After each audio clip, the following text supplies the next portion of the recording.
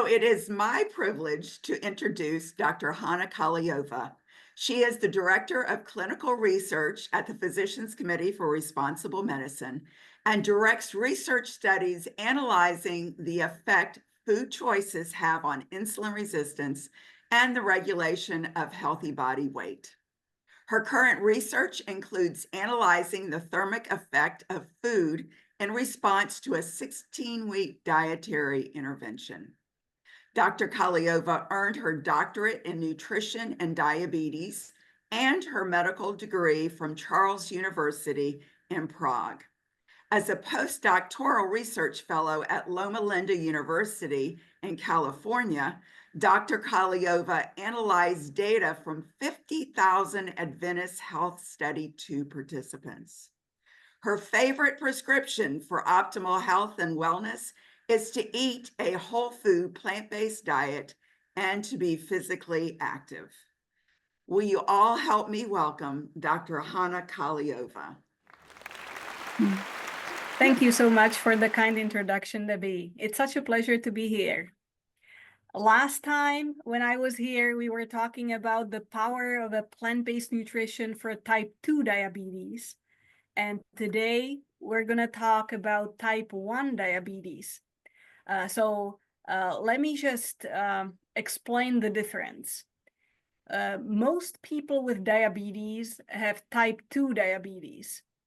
Usually this is diagnosed like in the 50s or 60s when people gradually gain weight, and now they reach a point where they eventually develop diabetes.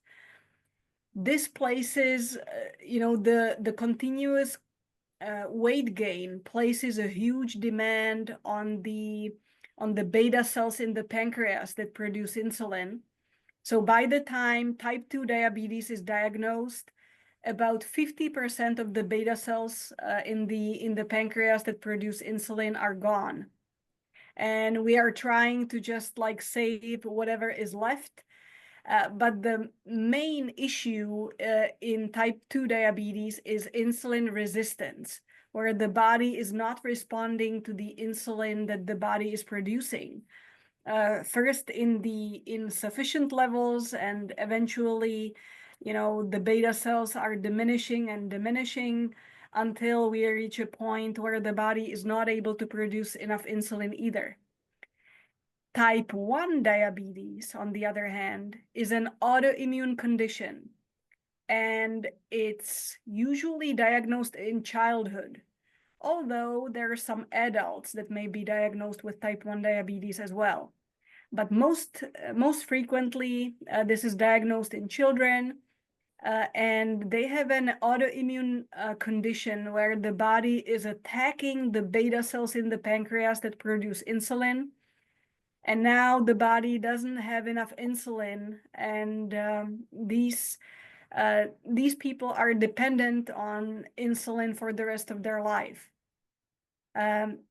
Although insulin insufficiency is the primary cause of the disease, they also develop through continuous insulin injections. They also develop a certain degree of insulin resistance. So both insulin resistance and beta cell failure are present in both types of diabetes. It's just what's more prominent. In type 2 diabetes, insulin resistance is the primary mechanism that drives the development of the disease. In type 1 diabetes, it's the beta cell failure. The failure of the beta cells to produce enough insulin according to the body's needs. When we talk about plant-based nutrition and diabetes, sometimes people are just surprised and they're like, you're recommending so many carbohydrates for people with diabetes? I mean, can they really eat all the rice and beans and all the potatoes and bread? Are you serious? These are people with diabetes. And today I will share with you not only how this diet can help even in people with type 1 diabetes, but how it's actually superior to counting carbohydrates. So let me share my screen and let's get started. So in our talk, we will talk about the nutrition goal for people with diabetes. And I will show you the data from our study looking at the effect of a plant-based diet in type 1 diabetes. So what are the nutrition goals for people with diabetes? Nutrition doesn't aim only at glycemic control. We have bigger goals. We also need to tackle all the cardiometabolic risk factors. So nutrition needs to help with controlling body weight and blood pressure and blood lipids. It also needs to increase the quality of life and delay or even prevent the development of diabetes complications. We know that the risk of dying from any cause is much higher in people with type 1 diabetes compared with the general population. And that's mainly due to a higher risk of cardiovascular disease. The DCCT EDIC study showed that over the follow-up of 30 years, where they followed over 1,000 participants, the study showed that the higher the insulin dose, the higher the risk of developing cardiovascular disease. So a higher insulin dose has been associated with a higher body mass index, a higher heart rate, and also impaired blood lipids. And each increase in insulin dose by 0.1 units per kilogram per day was associated with a 6% increased risk of cardiovascular disease. And we know that a plant-based diet is the #1 strategy to help in the prevention and even treatment of cardiovascular disease. So what will a plant-based diet how will it be effective in type 1 diabetes? So diabetes is like riding a bike. When you're riding a bike, you need both wheels, the front wheel and the back wheel. And in diabetes, it's the same. You need to attack both insulin sensitivity. So the diet needs to improve the insulin sensitivity, and it should also improve the beta cell function. And a plant-based diet is actually checking off both of these boxes. But nobody has ever explored the effects of a plant-based diet in type 1 diabetes. So we decided to compare a low-fat vegan diet with a portion control diet for 12 weeks. So we had 58 people with type 1 diabetes in the study, and they were randomly assigned to follow either a low-fat vegan diet that consisted of fruits and vegetables and whole grains and legumes, or the other half of people they were asked to follow a carbohydrate-restricted diet for 12 weeks. So the rules for the control group were they were asked to watch their portions, restrict their carbohydrates, and also keep the cholesterol and saturated fat low. On the vegan diet, we asked people to eat only vegan foods, and avoid all the animal products, keep the fat content low, up to 30 grams per day, and favor the foods that are low in glycemic index, that are gentler on the blood sugar fluctuations. We also used a continuous glucose monitoring system, Dexcom G6. So we were able to see all the blood sugar readings for every single participant throughout the whole study. The participants used Chronometer, which is an app that helps you estimate how much carbohydrate is in each meal, which helped them estimate how much insulin they need. And we analyzed the detailed 3-day diet records at baseline and then after 12 weeks. We measured insulin sensitivity as the ratio between total carbohydrates and total insulin. And our participants went to a LabCorp facility after an overnight fast.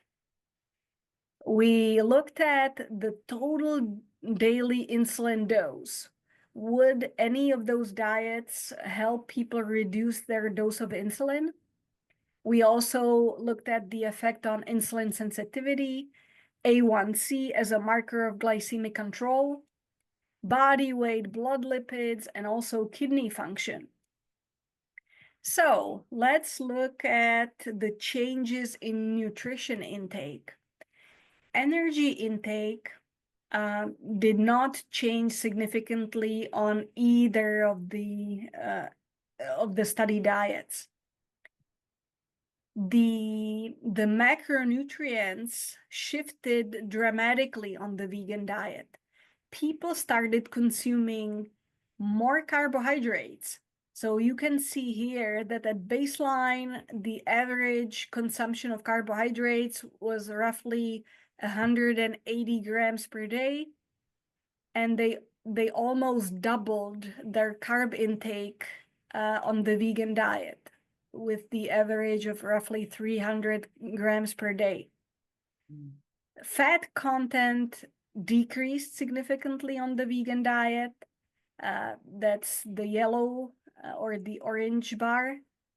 And protein didn't change dramatically. It was reduced a little bit, but not too much. So the most dramatic change was the increased intake of carbohydrates.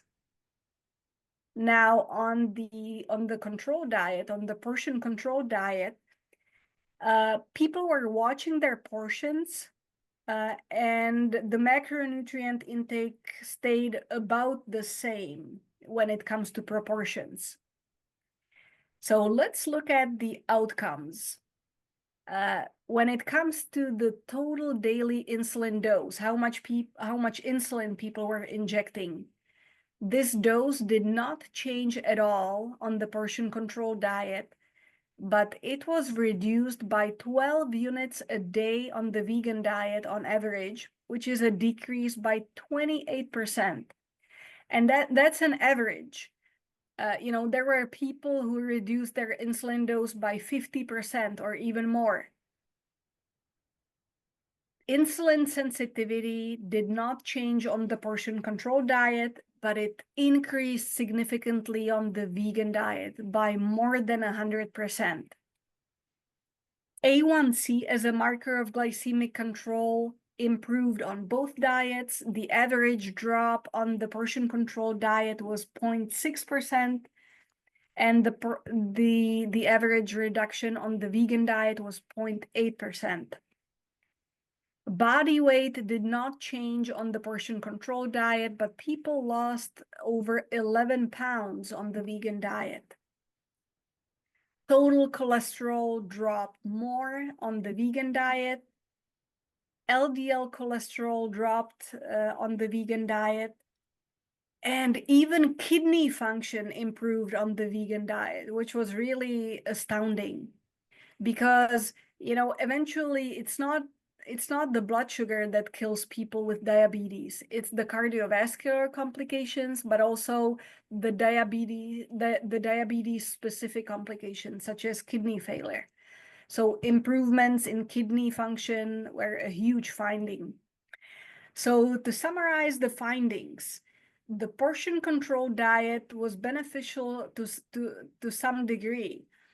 It improved the A1C and the total cholesterol, but that's it for all the outcomes. while the vegan diet improved all the studied outcomes. So not only the blood tests such as A1C and total cholesterol, but it actually also improved insulin sensitivity, decreased the dose of insulin that people needed, reduced body weight, and improved kidney function. So all of it. Now, you may be thinking, well, but that's because people on the vegan diet lost weight. That's why they experienced, these other benefits. Well, we adjusted for the weight loss, and we looked at the effect of the diet on the insulin dose per kilogram of body weight. And there was a still significant reduction in insulin dose per kilogram of body weight by 24% on the vegan diet, or by 0.15 units per kilogram per day. So these changes were independent of changes in body weight. And, these benefits are just huge. Just the reduction in insulin dose by 0.15 units per kilogram per day is associated with a 9% decreased risk of cardiovascular disease. And that's in addition to the other benefits. The reduction in A1C by 0.8% corresponds to a 12% reduction in cardiovascular risk.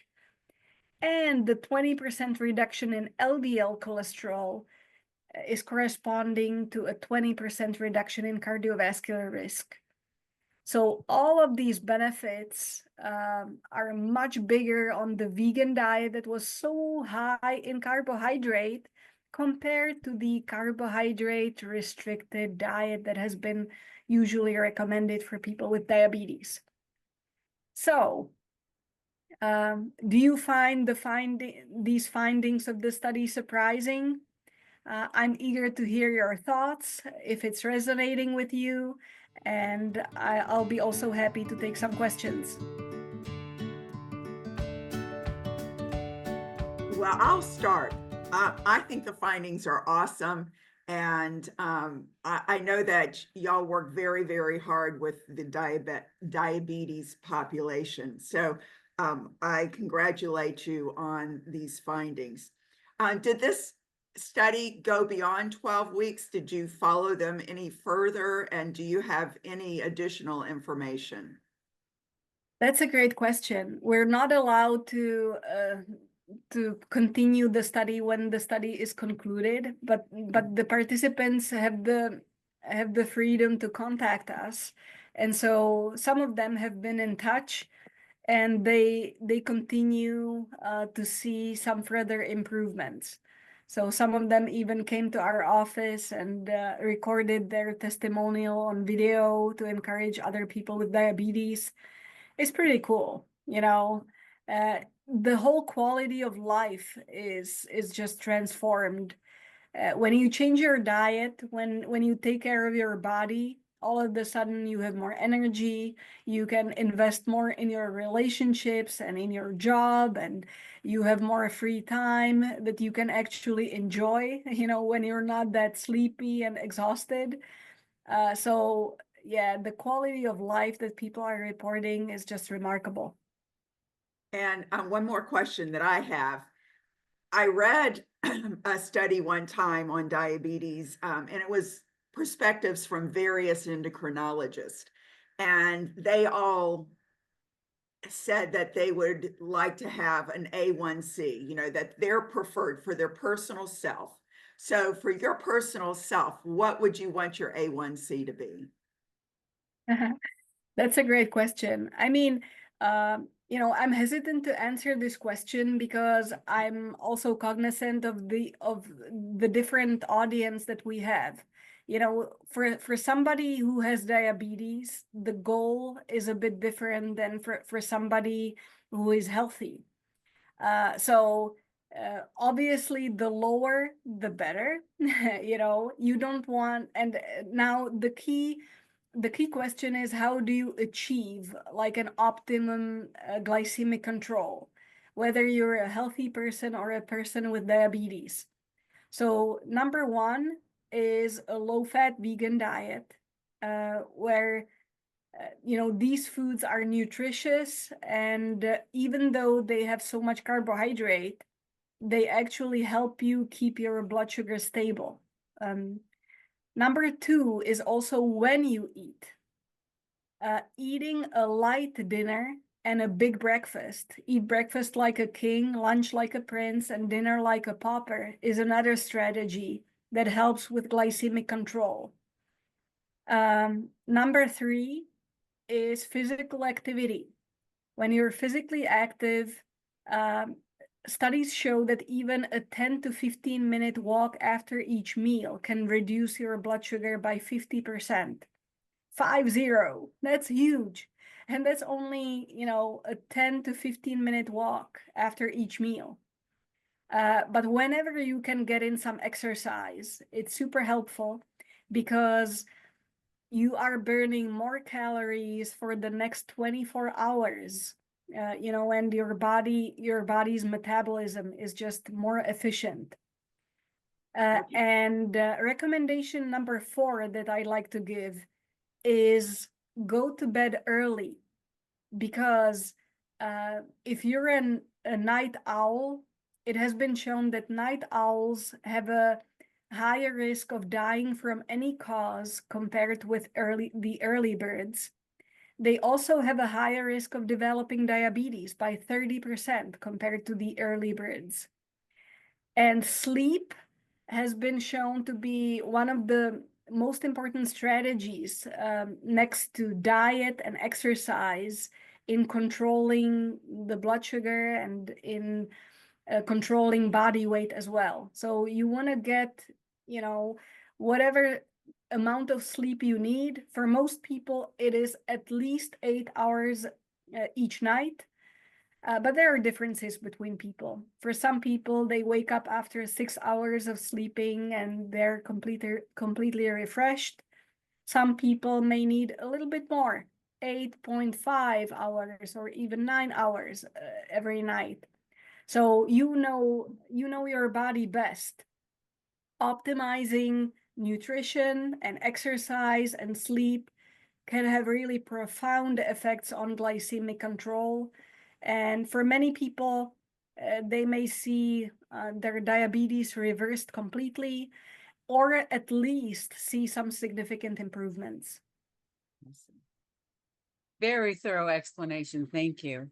Can you also talk about how this same way of eating, while is great for diabetes, is also good for so many other chronic diseases that we see in the population, especially as we get older? Absolutely.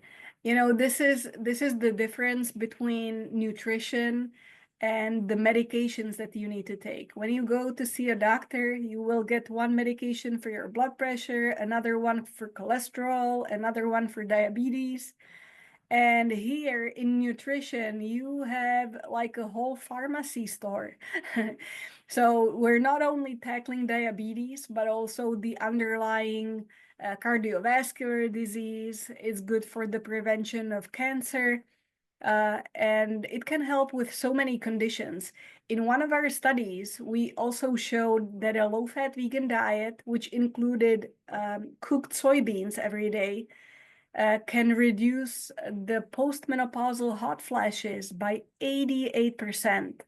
So if you're somebody, who's struggling with hot flashes, or if you know somebody who's struggling with hot flashes, this can help as well. We don't think about nutrition as something that can help with so many different problems and issues, but it's a powerful pharmacy store when you think about it. Dr. Kahleova, in your study, the vegan participants went up to almost 300 grams of of carbs every day. Could you explain what type of carbs those were for us? Yeah, absolutely. We were emphasizing whole foods. So fruits and legumes and vegetables and whole grains. So all of these foods are rich in carbohydrates, but they're mostly the complex carbohydrates. So these are the carbohydrates that people were favoring. But sometimes they were traveling and all you have available is sometimes a Subway sandwich, just stuffed with veggies. And sometimes it's just white bread. So it's not always like the best composition, like in each single situation. You just do the best you can in each situation. And even though you cannot have like a super whole food plant-based diet 100% of the time, you can achieve like a vegan diet 100% of the time. But the more whole food plant-based, the better. Okay, we have a couple questions from Dr. Jerry Brown. So let me just read them to be sure I'm asking them correctly. Were you using insulin to carb ratio when dosing insulin? And if so, would you be using more insulin for a higher carb diet? Yeah, this is a fascinating question. We were using the carb to insulin ratio, and the ratios stayed about the same on the portion control diet. But on the vegan diet, they were improving so quickly. So first, people were adding the carbohydrates and they were like, I will need to use more insulin. But we cautioned them. We were like, yeah, don't be so quick in adjusting your insulin dose, but because you will need to backpedal like soon. And sure enough, people found out that, wow, this diet is really working. I'm becoming more and more insulin sensitive, and my ratios are changing and improving. So I need less and less insulin, even with the higher dose of carbohydrates. And he also wanted to know, what were you using to measure insulin sensitivity? Yeah, we used the carbohydrate to insulin ratio. So the total grams of carbohydrate eaten per day, we had detailed data from Chronometer, from the app where people were tracking all the meals, and we used the total insulin dose per day. So total carbohydrates divided by total insulin dose. Okay, and we had a plant-based pharmacist years ago who told us, I always remember this, I would not wish diabetes on my worst enemy. And at the time I thought, well, what's so bad about diabetes? The commercials say you just take this medicine and you'll be fine. What is bad about diabetes? Why do we want to go to the effort to eat plant-based? Yeah, the worst about diabetes is that it's a silent killer. It doesn't hurt for a long time. So silently, you are developing the diabetic complications without even realizing that you're getting in trouble. So the number one killer for people with diabetes is heart disease. And number two is all the diabetes specific complications, such as kidney failure and getting blind and neuropathy, where you don't feel your legs and you are more prone to injuries. And the good news is that a plant-based diet is not only addressing the blood sugar problem, it's also helping with all of these issues that we just mentioned. And how do you know if you're pre-diabetic? Because you were saying that by the time you're diagnosed with diabetes, you've got that long span of doing damage that's hurt our beta cells 50%. Is there some way we can find out if we're pre-diabetic? Yeah, it's a simple blood test, and all of us should have their blood sugar tested every 2 years, as a prevention. You should know your blood sugar and your A1C. Every 2 years would be sufficient for a healthy person. And if you see those numbers going up, and your weight going up, this is the time to really double down on all the strategies that we've discussed. Adopting a whole food plant-based diet, regular exercise, going to bed early, and sleeping enough, for most people at least 8 hours every night, and also meal timing, making breakfast the biggest meal of the day and eating only a light supper. And skip the snacks. Those are just increasing your blood sugar throughout the day. So if you have pre-diabetes, if you see those numbers going up, this is the time to skip the snacks and eat only breakfast, lunch, and dinner. And breakfast being the biggest meal of the day, supper the smallest one. What was the mood? Because a plant-based diet has been shown to really impact a lot. So did y'all do any measurements as far as depression or any of those things other than just diabetes? That's a great question. In this particular study, we did not do the depression symptom questionnaire, but we did it in other studies. And we found out that when people switch to a plant-based diet, their depressive symptoms actually improve. People have less depressive symptoms on a plant-based diet. And the same is true in our study with 2 meals a day. We put people with type 2 diabetes on only 2 meals a day, breakfast and lunch, and they reported having less depressive symptoms on these 2 meals a day. And also they felt less hungry, which is mind-blowing. That's awesome. Awesome. So do y'all ever do studies with pre-diabetics? That would be another fascinating study that would be worth doing. At this point, we're working mainly with people with type 2 diabetes. We just finished this study with type 1 diabetes. But, a population with pre-diabetes, that would be a fascinating study to do as well. Okay. I had a question. Often we hear from people that are dealing with type 2 diabetes. And I know this also happens with type 1, but there's those highs and there's those lows with the blood sugar. And I've heard comments like, I don't know why my blood sugar went up. It did. I ate everything like I was supposed to. Could it have been something they ate 2 days before that was just now showing up? Or is it maybe they didn't sleep enough? What's your take on that? Yeah, absolutely. Blood sugar readings are affected by multiple factors, and we need to control what we can control. So what we have in control is our diet. Many people don't realize that it's the fat that's keeping the blood sugar high for extended periods of time. It's not the carbohydrates, it's the fat content. So keeping the diet low in fat is critical. Number 2 is, exercise helps. So if you didn't get your exercise as usual, now your blood sugar may be higher than usual. And the same goes for sleep. If you didn't get enough sleep last night, your blood sugar may be higher to start with.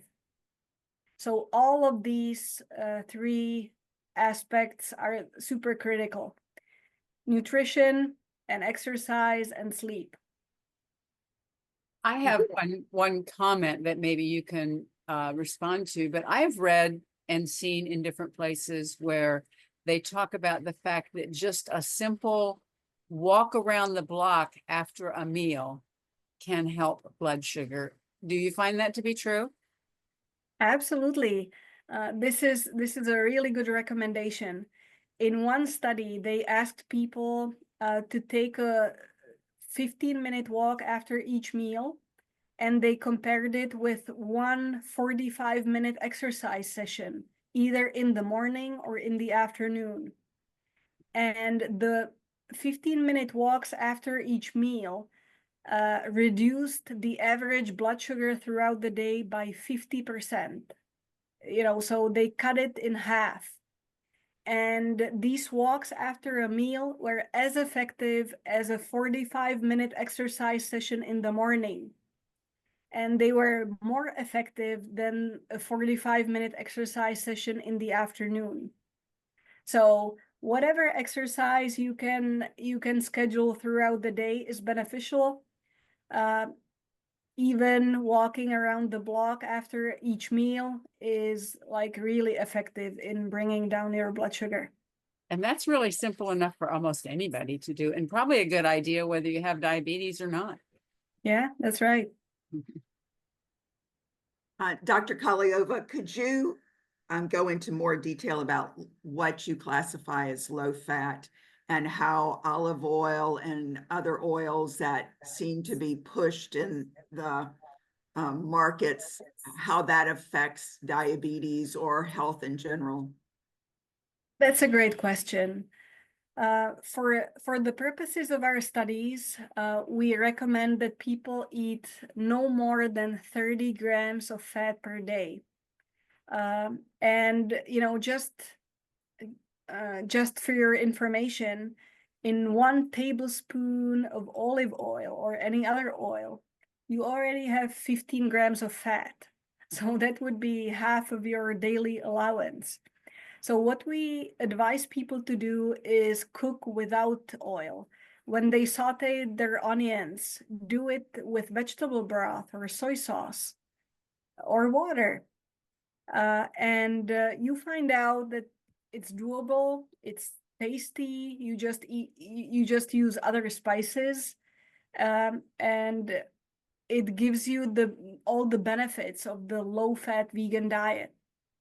Some people believe that olive oil is really healthy for you, but we tested out this approach. We tested the Mediterranean diet against the low-fat vegan diet.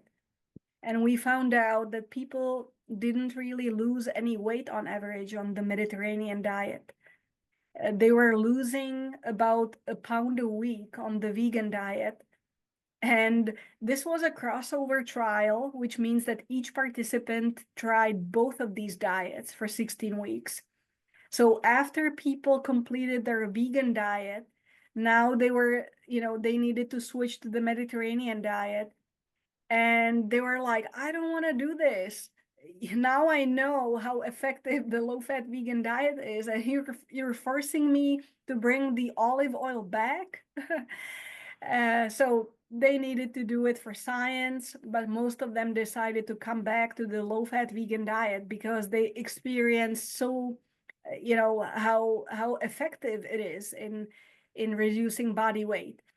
And a recent study by Monica Agarwal compared a whole food plant-based diet without olive oil to a whole food plant-based diet with 4 tablespoons of olive oil per day. And guess what? People lost more weight and had more improvements on the low-fat whole food plant-based diet compared with the one that included 4 tablespoons of olive oil. So olive oil, is being advertised, but hey, you can live without it. It comes in a bottle. It comes from a factory. When you eat a few olives, you will get the good quality of fat, but just for taste and in a quantity that's really healthy for you, instead of just pouring olive oil over all the meals. Awesome. Well, are there any other questions? You have done a fabulous job. I have one, Debbie. This one is Okay. about kind of expanding more on what you'd said already about fat and about how that the fat around the visceral fat around our organs, am I saying that correctly? And that's not good to get in our muscle cells. Am I saying it right? Is that correct? And I was wondering, okay, so this extra fat and this obesity that we're dealing with nationwide, universe-wide. Is it also bad for our microbiome? And does that come into play at all with diabetes, the microbiome and the kind of bacteria we have to process that fat?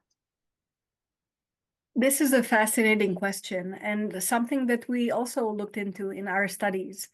When people transition to a plant-based diet, their gut microbiome changes, specifically the bacteria that feed on fiber, those will prosper.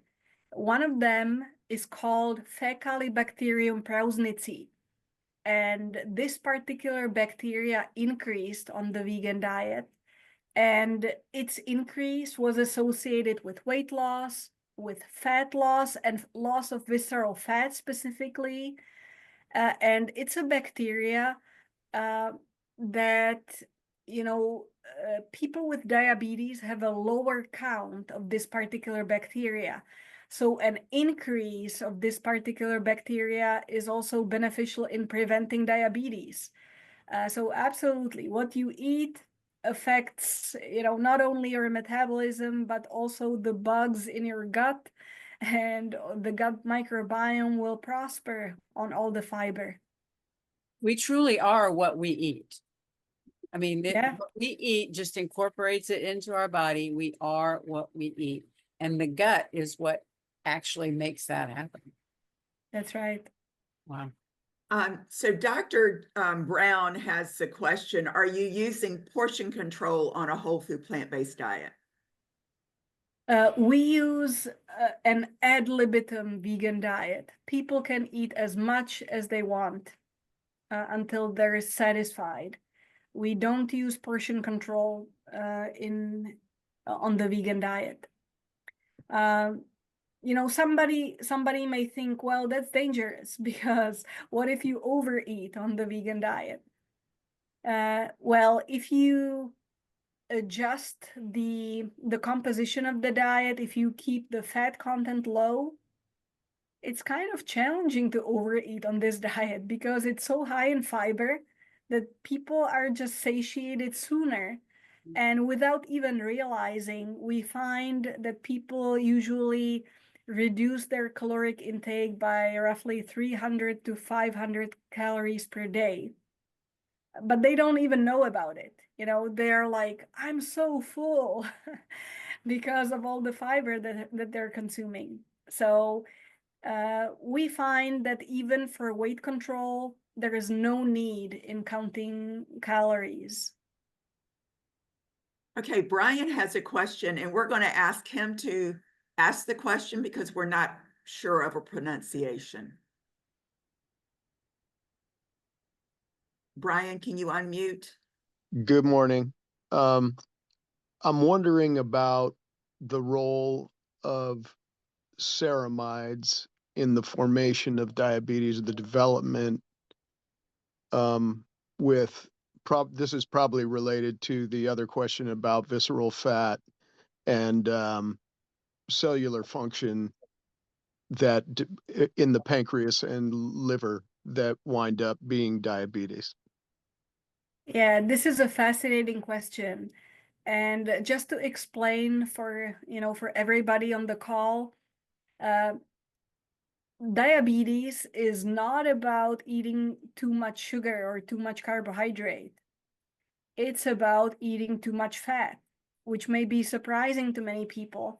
But if you eat too much fat, your body, once it exceeds its capacity to store fat in the adipose tissue, now the extra fat will start overflowing to the inner organs like the liver and the muscle, and it will be stored as visceral fat around the inner organs. It'll be stored in the pancreas, in the heart. And there are different forms of fat that, stored inside these organs. Some of them are stored as triglycerides, some of them as ceramides, or other metabolites of fat. But it's just, different forms of fat that are being stored in an emergency store. It's like, you ran out of storage in your room and you're like, okay, where do I put this? So you open your closet and you fill it with, all the food that you don't have room for in your pantry. But maybe your closet is not the best location, right? Like now you need to use it for other purposes, and you're just stumbling over, rice and beans. Like it doesn't belong there. So the same is happening in our body. Our body just puts some extra fat in this emergency storage room in the muscle and in the liver and in the heart, in the pancreas, and around the inner organs, but it's not good for us. So if we enable our body to get rid of the extra fat, and how can we do it? By adopting a whole food plant-based diet that's also low in fat. This is the most effective approach. Now, all the extra fat can be just metabolized and get rid of. And now the metabolism is just functioning much better. The insulin sensitivity is improving. People are losing weight, and they're losing the fat from the liver and from the muscle. In one of our studies, we put a vegan diet to the test, and we were sending people to Yale University, to Doctors Schulman and Peterson, who are the founders of the method, how to measure the fat content in the liver and in the muscle. And after 16 weeks on a vegan diet, the liver fat was reduced by 34% in only 16 weeks.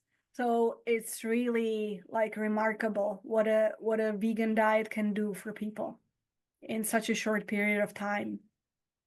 And in reality, 20 to 30 grams of fat per day is not that low a fat diet. I think most of us that eat a whole food, plant-based diet without added oil, I don't think I get 20 to 30 grams of fat a day.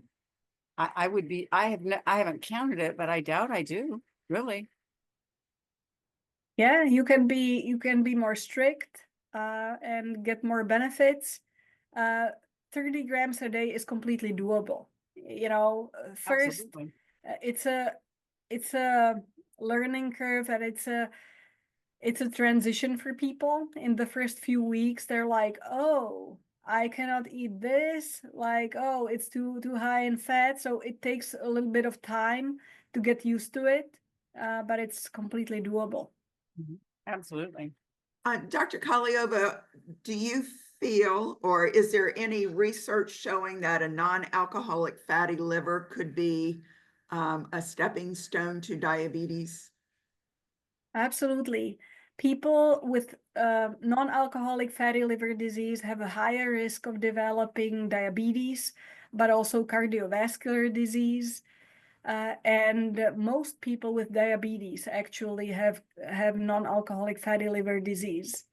So, addressing the fat content in the liver with the diet is one of the most important mechanisms how we can improve the function of the whole body. Awesome. And Wilma asks, is there any research on the benefits of herbs and spices as part of a whole food plant-based diet? That's an excellent question. In the blue zones, people use a lot of fresh herbs and spices, and they are high in antioxidants. Sometimes you can, with just a small amount, you can even double the antioxidant content of your meal. So, go for all the fresh herbs and spices that you can have. Absolutely. So, Dr. Kahleova, we really do appreciate you being with us today. And we do have a very nice thank you gift that Kathy's going to talk about. Yes, it's another lavender gift, similar to last year, except this one is something you can use in the office when Debbie tells me you work there a lot, and based on these wonderful PowerPoints and this the studies you're doing, we know you do. That is a stress ball, that little purple ball that goes in the bag. And when you crush it with your hands, it releases a lavender smell because it's little lavender buds. And then also beside it is some lavender water that you can refresh cushions in your office, or I use it at home with my sheets. It really has a wonderful smell. It makes it feel really nice. So that's our thank you today from you, from us to you. Thank you so much. That's super sweet of you. And we know your schedule is really busy. So Debbie, was there anything else before we let her get away and we'll finish with our coming events? No, I don't know of anything, but I do want to say a very special thank you, Dr. Kahleova, because I know how busy you are. And I just really appreciate it. Thank you so much for having me. Okay, Yes. maybe another time when you do something else exciting, which is pretty much every day. Yes. Thank you, Yeah, Dr. see you next time. Thank Thanks, you. everybody. And the rest of it, if you'll stay, I want to show you real quick what's coming up because there's a lot of exciting things coming now. And just for your information, that video will be up on our YouTube channel. We had trouble getting it up on YouTube today, so but it will be up there probably the first of next week. And you can send the link to your friends at that time. And if you're like me, I like to watch it again. Also on the YouTube channel, this is the Chat and Chew More Plants YouTube channel. Vicki, will you put the link to that in the chat for us? And I will do that.